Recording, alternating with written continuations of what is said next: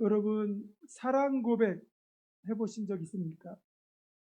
제가 대학생 때 제 아내와 사랑에 빠졌을 때 아내에게 보낸 연애 편지가 100통이 넘습니다. 반면에 아내로부터 받은 편지는 딱 한 통이었습니다. 그것조차도 오빠 생일 축하해 라고 쓴 생일 카드였습니다. 어쩔 수 없죠. 제가 더 좋아했으니까요. 사랑에 빠지면요, 내 감정, 내 연심을 내 연인에게 전달하고 싶어서 소위 연애 편지를 쓰잖아요. 그럴 때 이제 감정 호르몬이 가장 많이 배출되는 시간인 한밤중에 감정에 도취해서 온갖 미사여구를 동원해서 편지를 씁니다. 그렇게 편지를 쓴 뒤에, 완성한 뒤에 그 편지를 읽어보면 내가 이렇게 멋진 문장을 완성했구나 하고 자아도취에 돼서 이제 그 편지가 그렇게 마음에 들 수가 없습니다. 그런데 그 편지를 아침에 일어나서 읽어보면 그때는 제정신이 돌아왔잖아요. 너무 유치해가지고 어떻게 이런 편지를 보낼 수 있을까? 그래서 편지를 찍게 됩니다.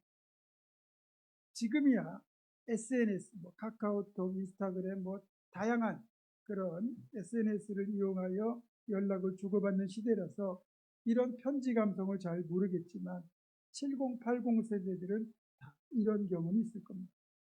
그리고 요즘 젊은 친구들 결혼하기 전에 반드시 해야 되는 통과 의례, 의무사항이 하나 있는데 그게 프로포즈랍니다. 사랑한다, 나랑 결혼해 줄래? 이렇게 말로만 하는 프로포즈가 아니라 고가의 선물과 함께 깜짝 이벤트를 해야 되는 그런 거창한 프로포즈랍니다. 그런데 왜 남자가 프로포즈를 해야 되는지 의아한 생각이 들긴 합니다만 이건 애초에 아담이 하와에게 했기 때문에 그것이 어쩔 수 없이 남자가 해야 되는 것으로 굳어진 겁니다. 인류 최초의 사랑 고백, 프로포즈는 아담이 하와를 처음 보고 했던 고백, 프로포즈였거든요. 창세기 3장 23절, 2장 23절입니다. 이는 내 뼈 중에 뼈요 살 중에 살이라. 이것을 남자에게서 취하였은즉 여자라 부르리라. 이렇게 멋진 사랑 고백, 최초의 프로포즈를 아담이 하와에게 했었죠. 그런데 하나님과 우리의 관계를 만약에 연인의 관계로 상정한다. 그렇다면 하나님과 우리 사이에서 누가 먼저 사랑 고백, 프로포즈를 했을까요?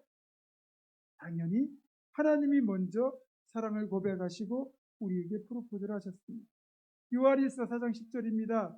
사랑은 여기 있으니 우리가 하나님을 사랑한 것이 아니요 하나님이 우리를 사랑하사 우리 죄를 속하기 위하여 화목제물로 그 아들을 보내셨습니다. 또 19절입니다. 우리가 사랑함은 그가 먼저 우리를 사랑하셨습니다. 아멘. 하나님은 우리의 죄를 속하는 화목제물로 아들이신 예수를 보내신 것으로 먼저 우리에게 사랑을 고백하셨습니다. 그리고 그 고백을 담은 프로포즈가 바로 성탄절인 거죠. 그리고 구약의 아가서는 우리를 향한 하나님의 사랑 고백의 백미라고 할 수 있습니다. 여기를 보면 우리를 향한 하나님의 사랑의 온도, 그 열정이 정말 뜨겁거든요. 아가서 8장 6절 7절입니다. 너는 나를 도장같이 마음에 품고 도장같이 발에 두라. 사랑은 죽음같이 강하고 질투는 소울같이 잔인하며 불길같이 일어나니 그 기세가 여호와의 불과 같으니라. 많은 물도 이 사랑을 끄지 못하겠고 홍수라도 삼키지 못하나니 사람이 그의 온 가산을 다 주고 사랑과 바꾸려 할지라도 오히려 멸시를 받으리라. 아멘.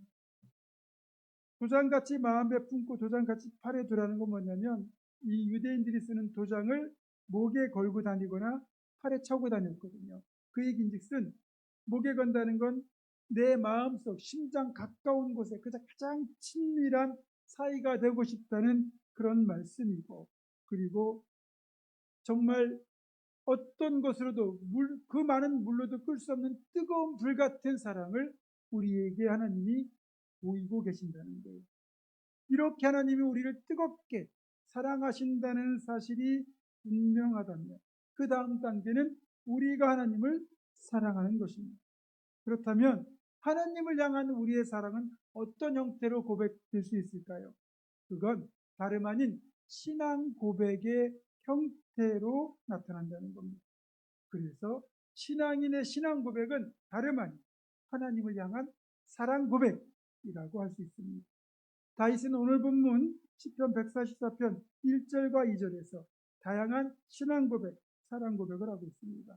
하나님은 나의 반석이시고 나의 사랑이시고 나의 요새이시고 나의 산성이시고 나를 건지시는 이시고 나의 방패가 되신다.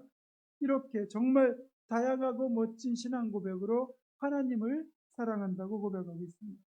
눈여겨볼 것은 이 다윗의 신앙 고백, 사랑 고백에는 거칠 것, 두려울 것이 전혀 없다는 확신으로 가득 차 있다는 겁니다. 무엇보다 하나님의 사랑을 자신이 듬뿍 받고 있다는 신앙적 자존감이 가득하다는 거예요.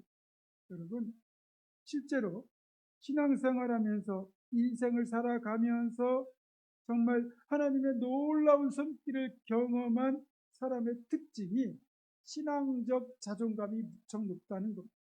하나님은 나를 너무너무 사랑하신다. 정말 하나님은 내 편이시다. 하나님은 모든 것을 나와 함께 하신 분이다. 이런 등등의 신앙적 자존감이 매우 높다는 겁니다. 그러면서 다윗은 도대체 자기처럼 한없이 연약하고 부족한 사람을 하나님께서 이토록 사랑하시고 은혜를 베푸신 이유가 무엇인지를 3절에서 반문합니다. 여호와여, 사람이 무엇이기에 주께서 그를 알아주시며 인생이 무엇이기에 그를 생각하시나이까. 사람이란 말, 인생이란 말, 그런 말에 다윗을 넣으시면 되고 우리를 넣으면 됩니다. 여호와여, 다윗이 무엇이기에 주께서 다윗을 알아주시고 다윗이 무엇이기에 다윗을 생각하시나이까. 거기에 우리의 이름을 넣어도 똑같죠. 하나님, 내가 무엇이기에 나를 알아주시고 내가 무엇이기에 나를 생각하십니까? 실제로 다윗은 자기 자신을 돌아보면 선한 것이 하나도 없는 그런 존재라는 걸 잘 알고 있는데, 그럼에도 허물 많고 내세울 것 전혀 없는 그런 인생을 사랑하시고 은혜를 베푸시는 하나님이 정말로 고맙고 또 고마우니까 그 감사를 이렇게 반어법으로 표현한 것입니다. 그러나 다윗의 이 신앙 고백은 단순히 애정에 기반한 사랑 고백이 아니라 치열한 생존 경쟁과 수없이 넘어야만 했던 죽음의 고비를 하나님의 은혜로 통과한 뒤에 절절하게 외치는 신앙 고백이라는 겁니다. 정리하자면 산전수전 공중전까지 다 겪고 난 뒤에, 즉 사망의 음침한 골짜기를 하나님의 은혜로 통과한 뒤에 그 생생한 믿음의 체험에 바탕을 둔 신앙 고백이라는 거죠. 그러면서 다윗은 이제 12절 이하에서부터는 하나님께서 자기에게 베푸신 은혜들을 나열합니다. 그 복의 내용을 보니까 아들, 딸 모두가 번성하고 형통하고 곳간에는 곡식이 가득하고 양은 천천과 만만으로 수천 배의 번성을 이루었고 수소가 무겁게 실어야 할 정도로 모든 것이 풍성한 축복이 자기의 삶에 가득하다고 고백합니다. 이런 축복을 싫어할 사람이 어디 있겠습니까? 또 우리가 정말 꿈꾸는 축복 아니겠습니까? 그런데 그 축복의 비결이 다름 아닌 여호와 하나님을 나의 하나님, 내 하나님으로 삼았더니 이렇게 복을 받았다고 말하고 있습니다. 하나님을 자기 하나님을 삼는 것, 이것이 가장 복된 선택이고 복된 인생이라고 할 수 있죠. 그래서 다윗의 신앙 고백, 사랑 고백은 이제 이런 결론으로 끝을 맺게 됩니다. 15절입니다. 이러한 백성은 복이 있나니 여호와를 자기 하나님으로 삼는 백성은 복이 있도다. 아멘. 다윗은 복이 있는 사람이 누구냐? 하나님을 자기 하나님을 삼은 사람이라는 것. 반대편에서 보면 하나님이 자기 백성으로 삼아두신 그 사람이 복된 사람이라고 말하고 있는 겁니다. 시편 33편은 이 사실을 분명히 말씀합니다. 33편 12절입니다. 여호와를 자기 하나님으로 삼은 나라 곧 하나님의 기업으로 선택된 백성은 복이 있도다. 아멘. 여러분, 내가 지금 예배하는 이 자리에 있다는 것이 무슨 뜻이겠습니까? 하나님이 나의 하나님이란 뜻이고 내가 하나님의 선택된 백성이란 뜻 아니겠습니까? 그러니까 내가 지금 예배자로 이 자리에 있을 수 있다는 것 자체가 놀랍고도 감사한 일, 엄청난 축복이라는 겁니다. 앞뒤 좌우 옆에 분과 이렇게 인사하겠습니다. 당신은 복된 사람입니다.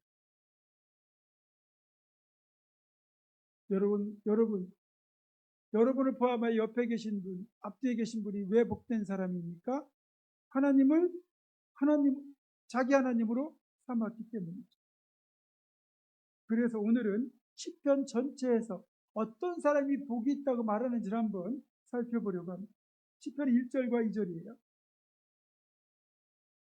복 있는 사람은 악인들의 꾀를 따르지 아니하며 죄인들에게 서지 아니하며 오만한 자들의 자리에 앉지 아니하고 오직 여호와의 율법을 즐거워하여 그의 율법을 주야로 묵상하는도다.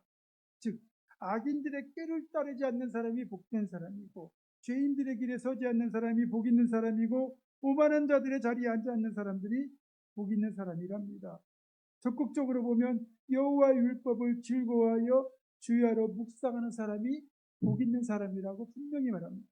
물론 이런 복 있는 사람에게는 어떤 복이 주어지느냐? 물가에 심긴 나무처럼 철을 따라 열매를 맺고 잎사귀가 마르지 않고 행하는 모든 일이 형통하게 되는 그런 축복이 주어진다고 하지요. 그러니까 어떻게 살아야 복 있는 사람인지를 분명히 말씀합니다. 물론 이 모든 것의 전제에는 하나님을 나의 하나님으로 삼는 것이 먼저 그렇게 있어야 되는 거죠. 다음으로 시편 32편 1절과 2절입니다. 허물의 사함을 받고 자신의 죄가 가려진다는 복이 있도다.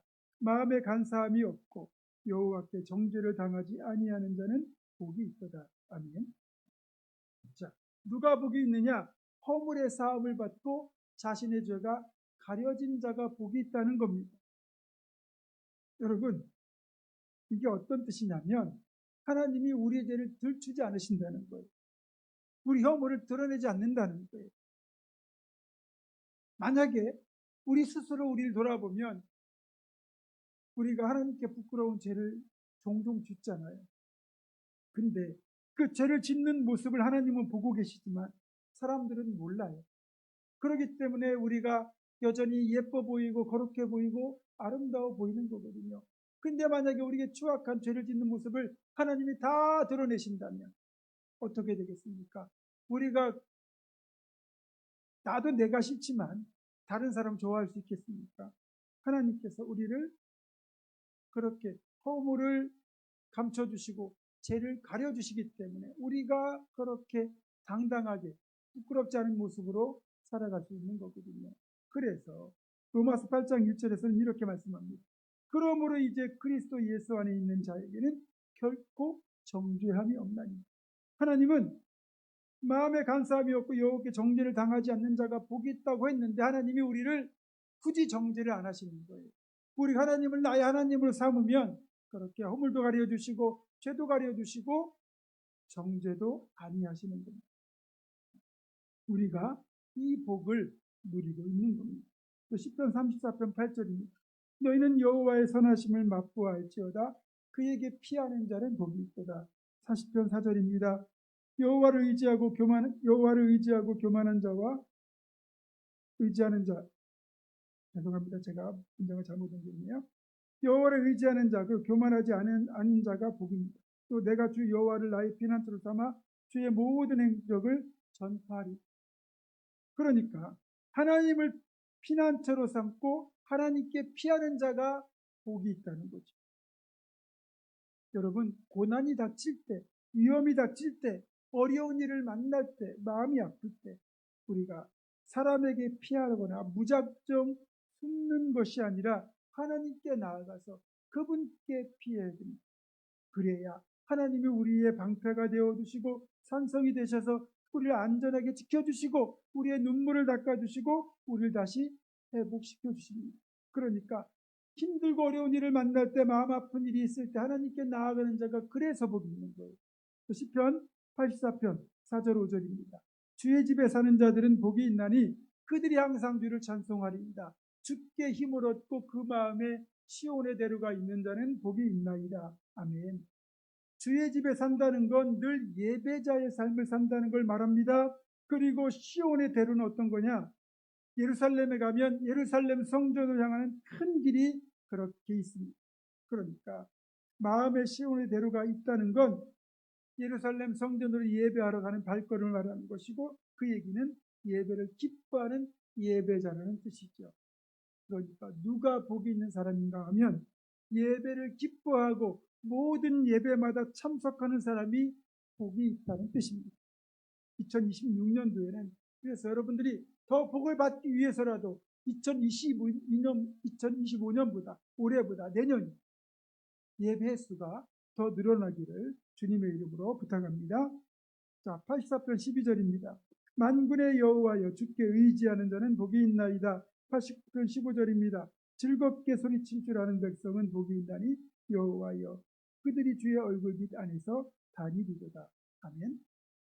주님께 의지하는 자가 복이 있답니다. 세상의 방법이나 사람의 수단, 그런 인간적인 그런 방법들을 의지하지 않고 주님을 의지하는 자가 복이 있다는 거예요. 또 즐겁게 소리칠 줄 아는 백성이 복이 있다고 그러잖아요. 여러분, 기쁠 때 하나님을 향하여 찬송의 소리를 외치는 사람, 할렐루야, 아멘을 외치는 사람, 그런 사람이 복이 있다는 거죠. 시편 94편 12절입니다. 여호와여, 주로부터 징벌을 받으며 주의 법으로 교훈하심을 받는 자가 복이 있나니. 심지어는 하나님께 징계를 받는 것도 복이 있답니다. 왜? 하나님은 누구를 징계하시는 거냐? 사랑하는 자녀를 교훈하기 위하여 징계하시거든요. 만약에 내가 잘못된 길로 갔는데 징계가 없다면 나는 하나님과 상관없는 하나님의 자녀가 아니란 얘기예요. 그러나 내 자녀가 잘못된 길로 갈 때 우리가 때로는 해초를 들어 훈육하는 것처럼 하나님이 우리를 바른 길로 이끄시기 위하여 사랑의 매를 드시는 거거든요. 그렇기 때문에 하나님의 징계를 받는 것조차 복이 있다는 겁니다. 시편 106편 3절입니다. 정의를 지키는 자들과 항상 공의를 행하는 자가 복이 있도다.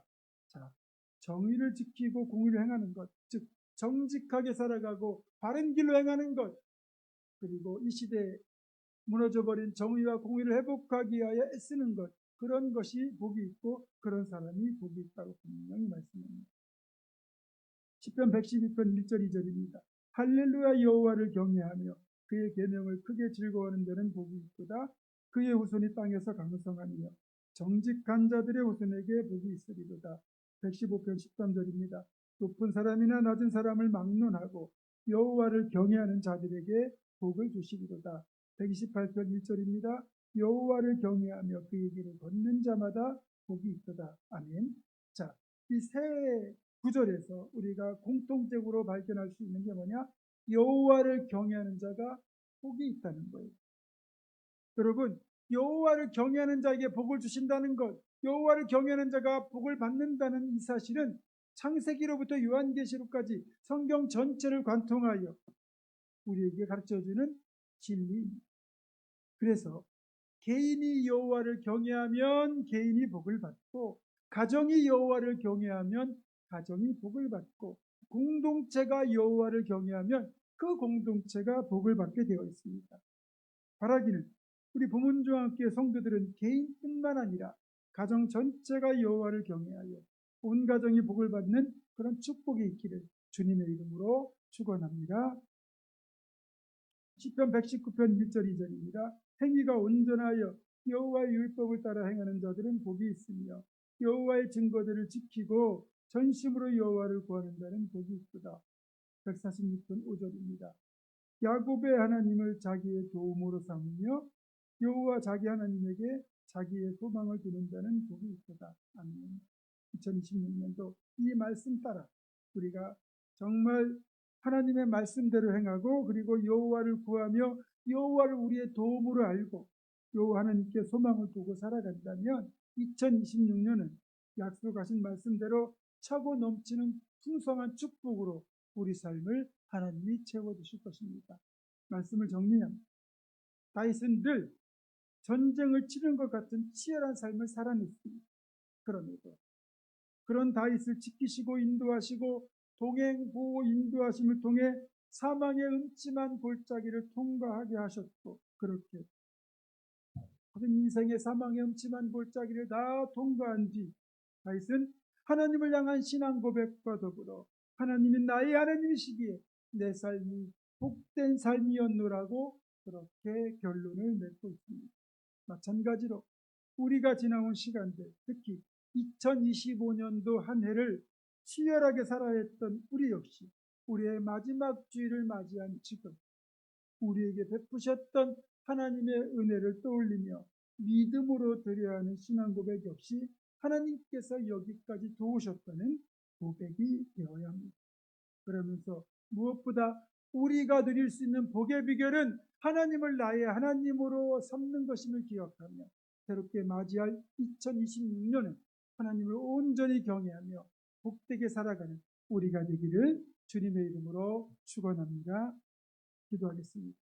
우리를 지극히 사랑하시는 하나님, 우리 하나님을 향한 사랑을 이 시간 고백을 드립니다.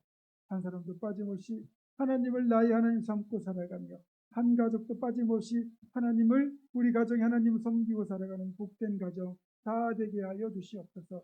주 예수 그리스도의 이름으로 기도드립니다. 아멘.